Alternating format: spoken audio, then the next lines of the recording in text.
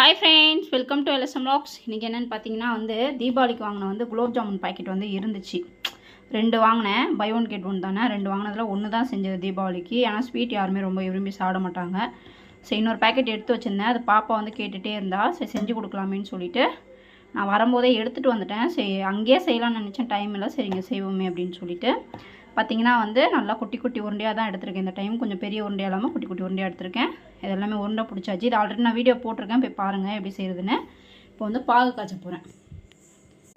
சக்கரை பார்த்திங்கன்னா ஒரு பேக்கெட்டுக்கு 500, 600, 800 ஒரு பிராண்டுக்கு ஒரு மாதிரி வித்தியாசமாக வரும். நான் எப்போவுமே 400 கிராம் கரெக்டாக எடுத்துப்பேன். ரொம்ப இனிப்பும் வேண்டாம், ரொம்ப இனிப்பு கம்மியாகவும் இல்லாமல் 400 எடுத்தாலே போதும். உங்களுக்கு கரெக்டாக இருக்கும் ஒரு பேக்கெட்டுக்கு ஊறி வர்றதுக்கு. செம்ம டேஸ்ட்டாகவும் இருக்கும்.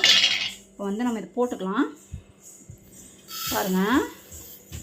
இப்போ இது ஒரு ஃபுல்லாக நம்ம சக்கரை எடுக்கிறோன்னா சம அளவு தண்ணி. இப்போ நம்ம எதில் எடுக்கிறோமோ அதே அளவு தான் தண்ணி ஊற்றணும்.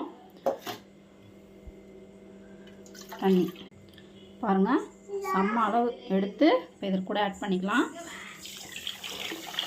அப்போ தான் உங்களுக்கு பாகு கரெக்டாக வரும். சம அளவு எடுத்துக்கோங்க. எந்த கப்பில் எடுக்கிறீங்களோ அதே அளவு ஈக்குவல் தண்ணி. நீங்கள் கடை சர்க்கரையாக இருந்தால் 400 போட்டுக்கோங்க, கரெக்டாக இருக்கும். இல்லை 500 போட்டுக்கோங்க, இனிப்பு அதிகமாக சாப்பிட்ற மாதிரி இருந்தால். நான் ரேஷன் சர்க்கரைன்றதுனால 500 போட்டிருக்கேன். ரேஷன் சர்க்கரை இனிப்பு எவ்வளோ போட்டாலும் இருக்காது. இதெல்லாம் இப்போ கொதிச்சு வரட்டும், பார்க்கலாம். இப்போ பாருங்கள், குலோப் ஜாமுன் பொரிச்சாச்சு, தனியாக எடுத்துடலாம். இப்போ பார்த்தீங்க அப்படின்னா இப்படி தொட்டிங்கன்னா பிசு பிசுன்னு இருக்கணும். கம்பி பதெல்லாம் விட்டுறக்கூடாது. இந்த பிசு பிசுன்னு இருக்கா, இந்த டைம் வரும்போது ஆஃப் பண்ணிவிடுங்க. பாகு ஆஃப் பண்ணிடலாம், கரெக்டாக இருக்கும். ரொம்ப விட்டிங்கன்னா அப்புறம் ரொம்ப இதாகிடும்.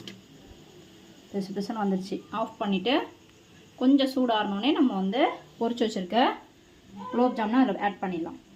இதில் 2 ஏலக்காய் போட்டுக்கோங்க, நல்லா வாசனையாக இருக்கும்.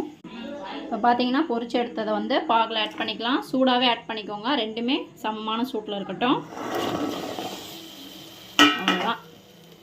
இது நல்லா ஊறி வந்ததுக்கப்புறம் தான் இதோட டேஸ்ட் தெரியும். சில பேர் நைட்டு செஞ்சு நைட்டே சூடாக சாப்பிட்ணுன்னு நினைப்பாங்க. ஆனால் இது ஊறினதுக்கப்புறம் மறுநாள் சாப்பிட்டிங்கன்னா தான் நல்லா செம்ம டேஸ்ட்டாக இருக்கும். இப்போ நம்ம ஒரு மிக்ஸ் பண்ணி விட்டுறோம். அவ்வளோதான்.